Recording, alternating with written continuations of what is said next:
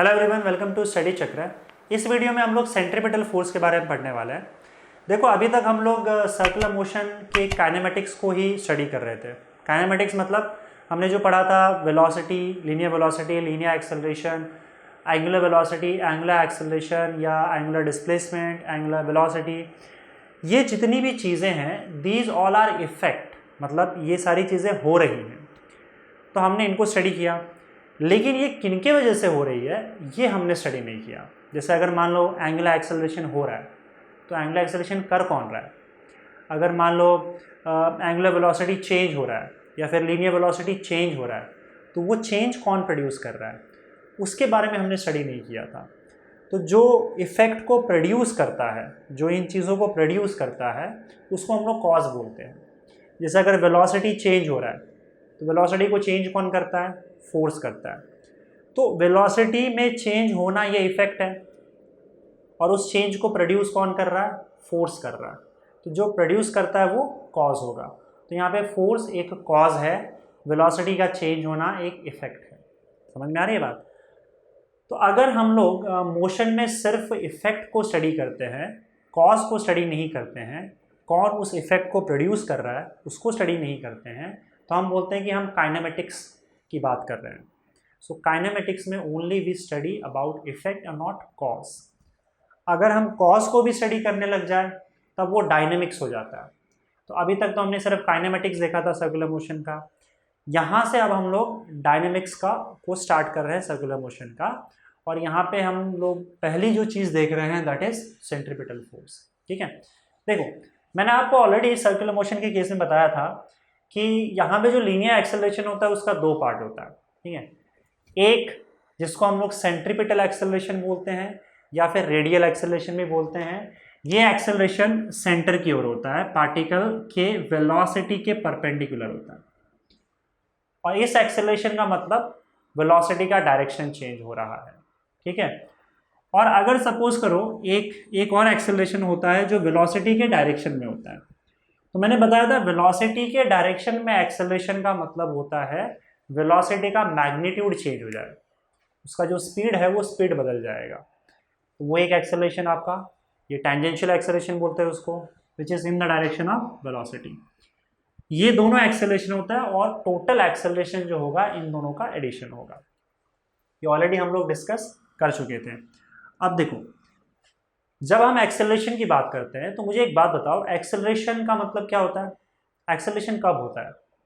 हम एक्सेलरेशन कब बोलते हैं, जब वेलोसिटी में चेंज होता है। तो एक्सेलरेशन का डेफिनेशन ये है ना, it is rate of change of velocity, मतलब एक सेकेंड में वेलोसिटी में कितना चेंज हो रहा है उसको हम लोग एक्सेलरेशन बोलते हैं। समझ में आ रहे। तो अगर एक्सेलरेशन हुआ मतलब आप समझो कि वेलोसिटी चेंज हो गया। अच्छा, अब वेलोसिटी जो है उसका मैग्नीट्यूड कम ज़्यादा हो सकता है। जैसे एक ऑब्जेक्ट है वो 5 मीटर पर सेकेंड के स्पीड से जा रही है, तो उसका अगर मान लो वेलोसिटी का वैल्यू 5 मीटर पर सेकेंड से 10 मीटर पर सेकेंड हो गया, तो मैं क्या बोलूँगा, इसका एक्सेलरेशन हुआ, क्योंकि वेलोसिटी का वैल्यू चेंज हो गया है। अगर वो कम भी हो गया, जैसे कि 5 मीटर पर सेकेंड से वो 3 मीटर पर सेकेंड हो गया, तब भी एक्सेलरेशन हुआ है। हालांकि ये जो एक्सेलरेशन होगा वो नेगेटिव होगा क्योंकि वेलोसिटी का वैल्यू कम हो रहा है। समझना रही बात। लेकिन एक और चीज़, अगर मान लो वेलोसिटी का डायरेक्शन चेंज हुआ, जैसे फॉर एग्जांपल अगर सपोज करो एक वेलोसिटी है 5 मीटर पर सेकेंड के का उसका वैल्यू है इस डायरेक्शन में, और अगर सपोज करो ये ऐसा हो गया, इसका डायरेक्शन बदल गया लेकिन स्पीड फिक्स है, उसका मैग्नीट्यूड फिक्स है 5 मीटर पर सेकेंड, तब भी मैं बोलूँगा कि वेलोसिटी में चेंज आया है, क्योंकि ये वेलोसिटी और ये वेलोसिटी दोनों सेम नहीं है। हाँ, उन दोनों का मैग्नीट्यूड सेम ज़रूर है, but because there directions are not equal और डायरेक्शंस आर नॉट सेम, मैं बोलूँगा कि ये दोनों वेलोसिटी अलग है। और अगर वेलोसिटी ऐसे से ऐसे हो जा रहा है then there is change in velocity, और अगर वेलोसिटी चेंज हुआ मतलब क्या हुआ है, एक्सेलरेशन हुआ है। तो अगर वेलोसिटी का डायरेक्शन भी चेंज हो तो भी मैं बोलूँगा कि एक्सेलरेशन हुआ है। ठीक है, मैंने आपको ये भी बताया था कि किस तरीके से हम लोग ये एक्सेलरेशन रिड्यूस कर सकते हैं धक्का मार के। तो अब समझो, पहले ये चीज़ समझो कि एक्सेलरेशन होता कैसे है बॉडी में। एक्सेलरेशन होने का मतलब है बॉडी की वेलोसिटी चेंज होना। तो बॉडी की वेलोसिटी चेंज कैसे होती है? तो चेंज मतलब या तो आप वेलोसिटी के मैग्नीट्यूड को कम ज़्यादा कर दो, या फिर आप उसका अगर सिर्फ डायरेक्शन भी चेंज कर दोगे तब भी मैं बोलूँगा कि वेलोसिटी चेंज हो गया है, since it is a vector quantity. तो वेलोसिटी में चेंज कौन प्रोड्यूस कर सकता है? देखो, वेलोसिटी में चेंज लाने का काम करता है फोर्स। वेलोसिटी में चेंज लाने का मतलब एक्सेलरेशन, मतलब एक्सेलरेशन कौन प्रोड्यूस करता है? फोर्स प्रोड्यूस करता है। तो जिस डायरेक्शन में आप फोर्स लगाओगे उसी डायरेक्शन में एक्सेलरेशन होगा, सिंपल सी बात है। तो अगर सपोज करो मेरे पास एक बॉडी है, यहाँ पे ये बॉडी एक पर्टिकुलर वेलोसिटी से आगे बढ़ रही है, मान लो 5 मीटर पर सेकेंड के वैल्यू से ये आगे बढ़ रही है। अगर आपने वेलोसिटी के डायरेक्शन में फोर्स लगा दिया तो इसका मतलब एक्सेलरेशन भी इसी डायरेक्शन में होगा, और इसी डायरेक्शन में वेलोसिटी के डायरेक्शन में ही एक्सेलरेशन का मतलब क्या कि बॉडी का वेलोसिटी का वैल्यू बढ़ जाएगा। समझ में आ रहा है ना? ऑब्वियसली बात है कि आप अगर सेम जिस डायरेक्शन में बॉडी जा रही है उसी डायरेक्शन में आप धक्का दे दो, उसी डायरेक्शन में फोर्स लगाओ, तो वेलोसिटी का वैल्यू बढ़ जाएगा। और ये होता है पॉजिटिव एक्सेलरेशन। एक्सेलरेशन और वेलोसिटी का डायरेक्शन सेम होगा इस केस में। तो जिस डायरेक्शन में फोर्स उसी डायरेक्शन में एक्सेलरेशन। अब एक काम करते हैं, अगर ये जो वेलोसिटी जिस डायरेक्शन में जा रही है इसके ऑपोजिट डायरेक्शन में आप फोर्स लगाओ, तो इस डायरेक्शन में फोर्स लगाओगे तो एक्सेलरेशन भी इस डायरेक्शन में होगा। ऑपोजिट डायरेक्शन में एक्सेलरेशन होने का मतलब है कि बॉडी की वेलोसिटी का वैल्यू अब कम होगा, क्योंकि फोर्स ऑपोजिट डायरेक्शन में लगा है। ये फोर्स इसको स्लो कर देगा। कम होगा मतलब एक्सेलरेशन नेगेटिव है, और एक्सेलरेशन और वेलोसिटी दोनों का डायरेक्शन ऑपोजिट है। सो अगेन, जिस डायरेक्शन में फोर्स उस डायरेक्शन में एक्सेलरेशन। अब मुझे एक बात बताओ कि अगर इस वेलोसिटी के परपेंडिकुलर आपने फोर्स लगाया तब क्या होगा? वेलोसिटी के परपेंडिकुलर फोर्स लगा रहे हो, इसका मतलब एक्सेलरेशन भी वेलोसिटी के परपेंडिकुलर होगा। और एक्सेलरेशन वेलोसिटी के परपेंडिकुलर होने का मतलब क्या है कि इस केस में बॉडी का सिर्फ डायरेक्शन चेंज होगा, मैग्नीट्यूड चेंज नहीं होगा। तो अगर आप वेलोसिटी के परपेंडिकुलर फोर्स लगाओगे तो ये फोर्स सिर्फ इस वेलोसिटी का डायरेक्शन चेंज कर सकता है। अगर ये यहाँ 5 मीटर पर सेकेंड के स्पीड से जा रहा था तो ये फोर्स लगाने के बाद अब यहाँ ये 5 मीटर पर सेकेंड के स्पीड से जाएगा, लेकिन ये वैल्यू इसका चेंज नहीं होगा, सिर्फ डायरेक्शन चेंज होगा। तो परपेंडिकुलर फोर्स लगाने से वेलोसिटी का डायरेक्शन चेंज होता है। पर स्टिल मैं बोलूँगा कि एक्सेलरेशन हुआ है। और क्यों एक्सेलरेशन हुआ है? क्योंकि वेलोसिटी चेंज हुआ है, भले ही उसका मैग्नीट्यूड चेंज ना हुआ हो, लेकिन उसका डायरेक्शन चेंज हुआ, तो मैं बोलूँगा एक्सेलरेशन हुआ। तो इस केस में जो एक्सेलरेशन है या फिर फोर्स है वो वेलोसिटी के परपेंडिकुलर है। समझ में आई बात? ये 3 केस है। अच्छा, अब वापस हम लोग सर्कुलर मोशन पे आते हैं। देखो, सर्कुलर मोशन के केस में यहाँ पे 2 एक्सेलरेशन है, और मैंने बताया यहाँ पे कि एक्सेलरेशन प्रोड्यूस कौन करता है? फोर्स करता है। फोर्स होगा तो ही तो एक्सेलरेशन होगा। तो इसका मतलब अगर इस डायरेक्शन में एक्सेलरेशन है, इस एक्सेलरेशन का मतलब बॉडी की वेलोसिटी बार बार उसका डायरेक्शन चेंज होगा। सेंट्रीपिटल एक्सेलरेशन सेंटर की ओर है, which is perpendicular to the velocity. Direction बार बार चेंज हो रहा है, इसके वजह से ये एक्सेलरेशन है। तो अगर इस डायरेक्शन में एक एक्सेलरेशन है तो इसका मतलब क्लियरली कि इस एक्सेलरेशन को प्रोड्यूस करने वाला फोर्स भी इस डायरेक्शन में होगा। तो जो सेंट्रीपिटल एक्सेलरेशन को प्रोड्यूस करता है उस फोर्स को हम लोग सेंट्रीपिटल फोर्स बोलते हैं। समझ में आ रही है बात? यानी कि इस डायरेक्शन में पार्टिकल पे एक फोर्स लग रहा है सेंटर की ओर, और वही फोर्स ये सेंट्रीपिटल एक्सेलरेशन प्रोड्यूस कर रहा है। तो ये जो फोर्स है, इस फोर्स को हम लोग क्या बोलते हैं? Centripetal force. समझ में आ रही है बात? यहाँ पे मैंने इसका मीनिंग लिख रखा है, force providing centripetal acceleration is called centripetal force. Right? हाँ, एक और चीज़, अगर ये यूनिफॉर्म सर्कुलर मोशन नहीं है तो इसका स्पीड बदलता जाएगा। और इसका स्पीड कौन बदल रहा है? यहाँ पे एक फोर्स लग रहा है, जिसके वजह से ये टेंजेंशियल एक्सेलरेशन लग रहा है। जहाँ एक्सेलरेशन होगा उस डायरेक्शन में एक फोर्स होगा, और वो फोर्स ही उस एक्सेलरेशन को प्रोड्यूस कर रहा है।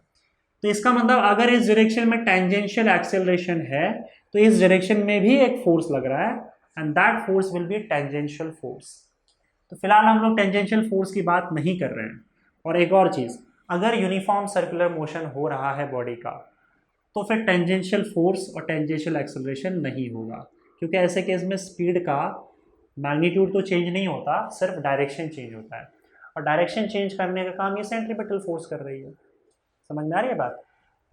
तो सर्कुलर मोशन में पार्टिकल पर हमेशा सेंटर की ओर एक फोर्स लगता जाता है और ये फोर्स सेंट्रीपिटल फोर्स होता है, इसलिए इसका नाम सेंट्रीपिटल फोर्स पड़ा है। सेंट्रीपिटल का मतलब होता है सेंटर सीकिंग, सेंटर की ओर वो पार्टिकल को खींचने की कोशिश कर रहा है, लेकिन क्योंकि वो पार्टिकल के वेलोसिटी के परपेंडिकुलर है तो वो सिर्फ उसका डायरेक्शन बार बार चेंज कर पा रहा है और इसी के वजह से पार्टिकल सर्कल में घूम रहा है। अच्छा, अगर मान लो पार्टिकल यहाँ चल जाए तो इसकी वेलोसिटी का डायरेक्शन ये होगा। ऐसे केस में क्या करेगा, ये जो सेंट्रीपिटल फोर्स है अब यहाँ ऐसे एक्ट करना शुरू कर देता है। This is your centripetal force. हमेशा वो पार्टिकल के परपेंडिकुलर ही एक्ट करेगा और इसीलिए वो हर पॉइंट पे पार्टिकल का डायरेक्शन चेंज करता जाता है। फिर पार्टिकल का डायरेक्शन मान लो ऐसे चेंज हो गया, इस डायरेक्शन में पार्टिकल जाने लगी, तो फिर से यहाँ पे ये सेंट्रीपिटल फोर्स लगेगा और फिर से क्या होगा, परपेंडिकुलर ही होगा और ये पार्टिकल का डायरेक्शन चेंज हो जाएगा। अगर ये सेंट्रीपिटल फोर्स नहीं लगे, जैसे मान लो पार्टिकल यहाँ पहुँच गया और तुमने यहाँ पे इसको सेंट्रीपिटल फोर्स नहीं दिया, तो पार्टिकल का डायरेक्शन चेंज नहीं होगा, वो यहाँ से सीधे निकल लेगा ऐसे आगे, ठीक है, इसी वेलोसिटी के साथ। सो अगेन सेंट्रीपिटल फोर्स, हर पॉइंट पे सेंट्रीपिटल फोर्स का होना ज़रूरी है और वही सेंट्रीपिटल फोर्स हर पॉइंट पे सेंट्रीपिटल एक्सेलरेशन प्रोड्यूस करेगा, जो कि पार्टिकल का डायरेक्शन चेंज करते करते उसको सर्कल में घुमाता है। समझ में आई बात? इसका एग्जाम्पल सेंट्रीपिटल फोर्स का ले लेते हैं। देखो, सेंट्रीपिटल फोर्स कोई अलग फोर्स नहीं है, ऐसा नहीं है कि भाई हमारे पास जितने फोर्सेस थे उसके अलावा भी एक फोर्स है ना। जो फोर्सेस हमने पढ़े हैं उन्हीं में से कोई एक फोर्स सेंट्रीपिटल फोर्स का काम करता है। देखो, कोई भी ऐसा फोर्स जो पार्टिकल के वेलोसिटी के परपेंडिकुलर लगे और सेंटर की ओर लगे और वो पार्टिकल को सर्कल में घुमाए, उसको हम लोग सेंट्रीपिटल फोर्स बोल देते हैं। जैसे मैं बता रहा हूँ कि अगर सपोज करो आपने क्या किया, एक रस्सी लिया, रस्सी के एक एंड पे एक पत्थर बांध दिया छोटा सा और उसके दूसरे एंड को पकड़ के उसको ऐसे सर्कल में घुमा रहे हो, तो इस केस में क्या होता है ना कि ये जो रस्सी है, रस्सी के साथ मान लो ये पत्थर ऐसे है, ये ऐसे सर्कल में घूमता रहेगा और आप कर क्या रहे हो ना, देखो ध्यान से, आप रस्सी को छोड़ नहीं देते हो। हमेशा आप क्या करते हो ना, हर पॉइंट पे रस्सी को अपनी तरफ खींच के वेलोसिटी के इस पत्थर के वेलोसिटी के परपेंडिकुलर आप एक फोर्स लगाते हो और यही फोर्स है जो इस वेलोसिटी का डायरेक्शन चेंज करता है। तो जब रस्सी यहाँ आ जाती है, आप कंटिन्यूसली इसको खींचते जाते हो एक पर्टिकुलर फोर्स से, ताकि इसका डायरेक्शन बार बार पार्टिकल के वेलोसिटी का चेंज होता रहे और हमेशा पार्टिकल के वेलोसिटी के परपेंडिकुलर ही ये फोर्स आप लगा रहे हो, रस्सी को खींच रहे हो और ये सेंटर की ओर लग रहा है फोर्स। सो आप जो फोर्स लगा रहे हो इस केस में, that is nothing but centripetal force. ठीक है, यहाँ पे ये जो फोर्स है वो सेंट्रीपिटल फोर्स है, क्योंकि ये फोर्स सेंटर की ओर लग रहा है और पार्टिकल के वेलोसिटी के डायरेक्शन को बार बार चेंज करके उसको सर्कल में घुमा रहा है। समझ में आ रही है बात? तो ये यहाँ पे सेंट्रीपिटल फोर्स का काम कर रहा है। अच्छा, एक और चीज़, अगर हम लोग ये अज्यूम कर ले कि जैसे हमने अर्थ से एक सैटेलाइट लॉन्च किया और वो जो सैटेलाइट है वो अर्थ के अराउंड रिवॉल्व कर रहा है एक सर्कल में, जैसे ये अपना अर्थ है और अर्थ के अराउंड सर्कल में एक सैटेलाइट रिवॉल्व कर रहा है। तो अगर आप इसको एक्सप्लेन करोगे तो क्या एक्सप्लेनेशन होगा इसका, कैसे रिवॉल्व कर रहा है वो? देखो, सैटेलाइट को हम एक हॉरिजॉन्टल वेलोसिटी दे देते हैं आगे, इस वेलोसिटी से वो आगे जाने की कोशिश करता है, ठीक है। लेकिन अगर सपोज करो ये आगे जा नहीं पाता, एक्चुअली होता क्या है, अर्थ और इस सैटेलाइट के बीच में ग्रेविटेशनल फोर्स होता है और इस ग्रेविटेशनल फोर्स से अर्थ इस सैटेलाइट को नीचे खींचती है। समझ में आ रहा है? इसके वजह से होता क्या है कि इस सैटेलाइट के जो वेलोसिटी है उसका डायरेक्शन चेंज हो जाता है, अब ये किसी और डायरेक्शन में जाता है। क्यों? क्योंकि इस वेलोसिटी के परपेंडिकुलर फोर्स लगा है, ग्रेविटेशनल फोर्स, और परपेंडिकुलर फोर्स वेलोसिटी का डायरेक्शन बदलता है सिर्फ। तो जब ये इस डायरेक्शन में इसकी वेलोसिटी आ जाती है सैटेलाइट की, तो यहाँ पे भी ग्रेविटेशनल फोर्स तो खत्म होगा नहीं ना, यहाँ पे भी ग्रेविटेशनल फोर्स लगता है, और अगेन ये ग्रेविटेशनल फोर्स वेलोसिटी के परपेंडिकुलर ही लग रहा है, तो फिर से इसका डायरेक्शन चेंज कर देता है। जब इस पॉइंट पे आता है तो ग्रेविटेशनल फोर्स तो अब भी काम कर रहा है, फिर से यहाँ पे इसका डायरेक्शन चेंज होता है, और फिर ये कंटिन्यूसली यहाँ पे सर्कल में घूमते जाता है। हर पॉइंट पे यहाँ पे ग्रेविटेशनल फोर्स सेंटर की ओर लग के इसका डायरेक्शन बदल रहा है और उसको सर्कल में घुमा रहा है। तो इसका मतलब यहाँ पे जो सेंट्रीपिटल फोर्स का काम कर रहा है वो क्या है? ग्रेविटेशनल फोर्स, जो अर्थ इस सैटेलाइट पे एक्सर्ट कर रहा है। समझ में आ रही बात? तो जो फोर्स ऐसा काम करता है उसको हम लोग सेंट्रीपिटल फोर्स बोल देते हैं। इससे पहले हम लोग रस्सी को जिस फोर्स से खींच रहे थे उसको सेंट्रीपिटल फोर्स बोल दिया, क्योंकि वही सर्कल में घुमा रहा था। यहाँ पे अर्थ जिस ग्रेविटेशनल फोर्स से सैटेलाइट को खींच रहा है उसको हमने सेंट्रीपिटल फोर्स बोला, क्योंकि ये वही काम कर रहा है, राइट। और किसी पॉइंट पे अगर जैसे यहाँ पे इस पॉइंट पे पार्टिकल की वेलोसिटी आ गई, मान लो वेलोसिटी है, अगर आपने ग्रेविटेशनल फोर्स हटा लिया तो पार्टिकल सीधे निकल जाएगा। इससे पहले भी जो एग्जाम्पल दिया था रस्सी घुमाने का, मान लो ये रस्सी घूम रहा है, अगर किसी पॉइंट पे जैसे इस पॉइंट पे आया और आपने रस्सी को छोड़ दिया तो आपने फोर्स लगाना बंद कर दिया, तो फिर इसके डायरेक्शन को चेंज करने वाला कोई नहीं है, तो रस्सी का जो पत्थर है वो पत्थर सीधा ऐसे आगे चला जाएगा उसी वेलोसिटी के साथ। समझ में आई बात? और सर्कुलर मोशन नहीं होगा। तो ये यहाँ पे सेंट्रीपिटल फोर्स का एग्जाम्पल था, राइट। किसी भी सर्कुलर मोशन में सेंट्रीपिटल फोर्स लगता है जो डायरेक्शन बदल बदल के वेलोसिटी का सर्कुलर मोशन करवाता है। अच्छा, बात कर लेते हैं सेंट्रीपिटल फोर्स का मैग्नीट्यूड क्या होगा और डायरेक्शन क्या होगा। देखो डायरेक्शन सिंपल है, पार्टिकल की जो वेलोसिटी होगी उस पॉइंट पे अगर हम लोग देखें तो सेंट्रीपिटल फोर्स का डायरेक्शन वही है जो सेंट्रीपिटल एक्सेलरेशन का डायरेक्शन है, और वो डायरेक्शन क्या है? सेंटर की ओर है, अलोंग द रेडियस, मतलब रेडियस के अलोंग ये फोर्स लग रहा है और कहाँ जा रहा है? सेंटर की ओर। वो पार्टिकल को कोशिश करता है सेंटर की ओर खींचने की, इसलिए इसको सेंट्रीपिटल फोर्स बोलते हैं। तो डायरेक्शन तो क्लियर है। अब इसके मैग्नीट्यूड की बात कर लेते हैं। देखो सेंट्रीपिटल एक्सेलरेशन की अगर मैं बात करूं तो हम लोग को पता है सेंट्रीपिटल एक्सेलरेशन के हमने 3 फॉर्मूले देखे थे। एक तो ओमेगा स्क्वायर आर, दूसरा वी स्क्वायर बाय आर, और तीसरा और क्या था? Omega into V. तो हम लोग को पता है centripetal force is equal to mass into centripetal acceleration होगा। देखो फोर्स क्या होता है? Force is equal to mass into acceleration, जो एक्सेलरेशन ये प्रोड्यूस कर रहा है। तो सेंट्रीपिटल फोर्स कौन सा एक्सेलरेशन प्रोड्यूस कर रहा है? Centripetal acceleration. So centripetal force will be equal to mass multiplied by centripetal acceleration. तो यहाँ से आपको इसका मैग्नीट्यूड मिल जाएगा, बस क्या करना है? सेंट्रीपिटल एक्सेलरेशन को मल्टीप्लाई करना है। तो अगर आप ये फॉर्मूला यूज़ करोगे तो सेंट्रीपिटल फोर्स का ये फॉर्मूला हो जाएगा एम ओमेगा स्क्वायर आर। अगर आप दूसरा फॉर्मूला यूज़ करोगे एक्सेलरेशन का तो ये हो जाएगा M V square upon R, centripetal force का फॉर्मूला, ठीक है। और अगर आप तीसरा फॉर्मूला यूज़ करोगे तो सेंट्रीपिटल फोर्स का फॉर्मूला क्या होगा बताओ? M omega V. तो ये 3 तरीके से आप लोग सेंट्रीपिटल फोर्स का मैग्नीट्यूड दे सकते हैं। अच्छा, अगर मान लो इसका डायरेक्शन के साथ मुझे इसको लिखना हो, यानी कि हम वो अगर सपोज करो वेक्टर नोटेशन में लिखना हो, तो वेक्टर नोटेशन में कैसे लिख सकते हैं बताओ? ये तो मैग्नीट्यूड है, वेक्टर नोटेशन में हम लोग कैसे लिखते हैं बताओ? Vector form. मैग्नीट्यूड और डायरेक्शन के लिए हम लोग यूनिट वेक्टर यूज करते हैं।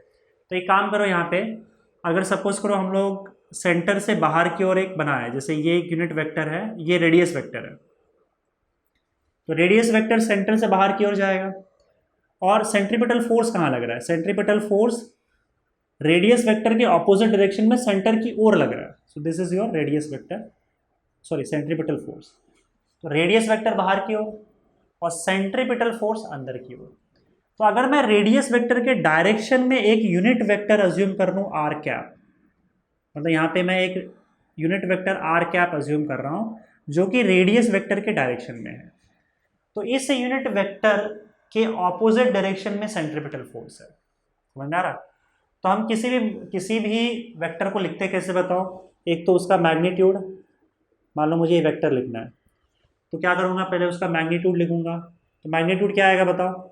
हमने देखा था ना यहाँ पे सेंट्रीपिटल फोर्स के 3 मैग्नीट्यूड हो सकते हैं, M omega square R, M V square upon R और M into omega into we.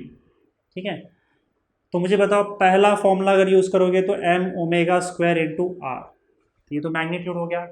अब डायरेक्शन हम लोग यूनिट वेक्टर से देंगे, और यूनिट वेक्टर हमने आर कैप ले रखा है। आर कैप के ऑपोजिट डायरेक्शन में ये सेंट्रीपिटल फोर्स है, तो यहाँ पे मैं लिखूंगा माइनस आर कैप, ये यूनिट वेक्टर हो गया।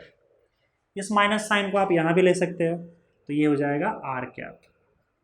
ठीक है, हाँ इसको आप ऐसे लिख सकते हो M omega square, R into R vector होता है आर इंटू आर कैप होता है आर वेक्टर, ये मैंने बताया था ऑलरेडी। ठीक है, अच्छा अब उसके बाद आगे बढ़ते हैं, और किस तरीके से लिख सकते हैं बताओ। दूसरा मैग्नीट्यूड यूज करो, M V square upon R. अब माइनस आर कैप आएगा, माइनस में यहाँ ले लेता हूँ और आर कैप। ये माइनस आर कैप दिखा रहा है कि आपका जो सेंट्रीपिटल फोर्स है वो रेडियस वेक्टर के ऑपोजिट डायरेक्शन में है, या जो ये यूनिट वेक्टर हमने अज्यूम किया है उसके ऑपोजिट डायरेक्शन में है, सेंटर की ओर है। अच्छा, उसके बाद एक और तरीके से लिखा जा सकता है, क्योंकि तीसरा मैग्नीट्यूड बचा अपना M into omega into V, M into omega into V और माइनस आर कैप उसका डायरेक्शन बताएगा। तो ये वेक्टर फॉर्म हो गया सेंट्रीपिटल फोर्स का। ठीक है, अच्छा अब कुछ और चीज़ें हम लोग सेंट्रीपिटल फोर्स के बारे में जान लेते हैं, जैसे कि सेंट्रीपिटल फोर्स पार्टिकल का डायरेक्ट वेलोसिटी जो है, वेलोसिटी के परपेंडिकुलर लग रहा है ना, लीनियर वेलोसिटी के, तो वो वेलोसिटी का वैल्यू चेंज नहीं कर सकता, मतलब स्पीड चेंज नहीं कर सकता सर्कुलर मोशन में, क्योंकि वो परपेंडिकुलर लग रहा है, तो सिर्फ वेलोसिटी का डायरेक्शन चेंज कर सकता है, पहली चीज़।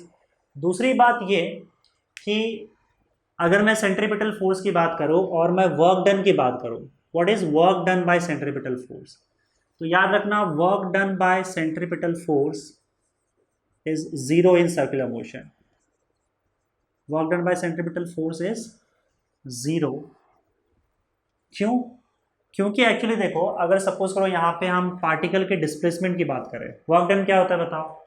Work done is nothing but it is a dot product of force and displacement, है ना। और यहाँ पे फोर्स कौन सा लग रहा है, सेंट्रीपिटल फोर्स लग रहा है, so it will be centripetal force into displacement cos theta. Dot product में क्या आता है, कॉस थीटा आता है। अब सेंट्रीपिटल फोर्स और डिस्प्लेसमेंट के बीच में एंगल देखते हैं हम लोग, क्या है, वही एंगल थीटा है यहाँ पे। अब यहाँ पे देखो, ध्यान से आप देखोगे तो देखो पार्टिकल डिस्प्लेस इस डायरेक्शन में हो रहा है, क्योंकि जिस डायरेक्शन में वेलोसिटी होगा उसी डायरेक्शन में उसका डिस्प्लेसमेंट है। तो पार्टिकल डिस्प्लेस तो इस डायरेक्शन में हो रहा है आगे की ओर, ये डिस्प्लेसमेंट का डायरेक्शन, लेकिन पार्टिकल का पे जो सेंट्रीपिटल फोर्स लग रहा है वो अंदर की ओर लग रहा है। तो सेंट्रीपिटल फोर्स ये अंदर की ओर और पार्टिकल का डिस्प्लेसमेंट जो आगे की ओर है, इन दोनों के बीच में एंगल कितना बन रहा है, 90 डिग्री बन रहा है। और ये हमेशा होगा। जैसे अगर मान लो पार्टिकल यहाँ आ गया, तो पार्टिकल का डिस्प्लेसमेंट तो इस डायरेक्शन में होगा, पर सेंट्रीपिटल फोर्स अंदर की ओर लगेगा। सो हमेशा किसी भी पॉइंट पे सेंट्रीपिटल फोर्स और डिस्प्लेसमेंट के बीच का जो एंगल है वो हमेशा 90 डिग्री ही होगा सर्कुलर मोशन में। So theta will always be equal to 90 degree, और हमको पता है कि कॉस 90 डिग्री जीरो होता है। तो ये वैल्यू आप सब्स्टिट्यूट करोगे तो क्या होगा, वर्क डन जीरो हो जाएगा। So work done by centripetal force in circular motion is always zero. तो किसी ने अगर आपसे पूछा कि पार्टिकल यहाँ से यहाँ आया, बताओ कितना वर्क डन हुआ बाय सेंट्रीपिटल फोर्स, मैं work done by centripetal force बोल रहा हूँ स्पेसिफिकली। पार्टिकल अगर इस पॉइंट से इस पॉइंट पे आया तो work done by centripetal force will B zero. Particle अगर इस पॉइंट से इस पॉइंट पे आया तो work done by centripetal force zero. Centripetal force का जो वर्क डन है वो जीरो ही होगा, चाहे पार्टिकल कहीं से कहीं भी जाए, क्योंकि हमेशा सेंट्रीपिटल फोर्स डिस्प्लेसमेंट के परपेंडिकुलर ही होता है। ठीक है, ये एक चीज़। अच्छा, एक और चीज़ कि सेंट्रीपिटल फोर्स क्योंकि वेलोसिटी के परपेंडिकुलर लग रहा है, तो ये बात मैं आपको ऑलरेडी बता चुका हूँ कि वो स्पीड चेंज नहीं कर सकता। सेंट्रीपिटल फोर्स पार्टिकल का स्पीड चेंज नहीं कर सकता, राइट, सिर्फ उसका वेलोसिटी का डायरेक्शन चेंज कर सकता है। तो अगर मान लो यहाँ पे 5 मीटर पर सेकेंड के स्पीड की वेलोसिटी है, तो जब ये सर्कुलर मोशन में घूमेगा और सिर्फ सेंट्रीपिटल फोर्स लग रहा है, तो सेंट्रीपिटल फोर्स इसका सिर्फ डायरेक्शन चेंज कर सकता है। यहाँ भी वेलोसिटी का मैग्नीट्यूड 5 मीटर पर सेकेंड ही होगा। तो अगर सपोज करो मैं काइनेटिक एनर्जी की बात करूँ तो काइनेटिक एनर्जी क्या होता है, half M V square. V यहाँ पे वेलोसिटी का मैग्नीट्यूड है, तो वेलोसिटी का मैग्नीट्यूड तो फिक्स है ना।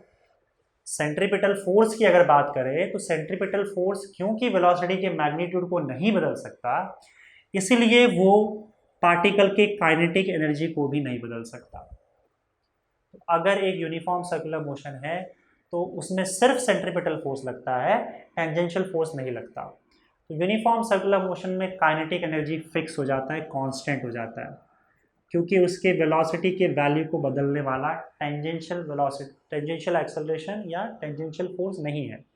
Centripetal force, centripetal force kinetic energy को चेंज नहीं कर सकता। ये भी एक इंपॉर्टेंट चीज़ है सेंट्रीपिटल फोर्स के बारे में, ठीक है।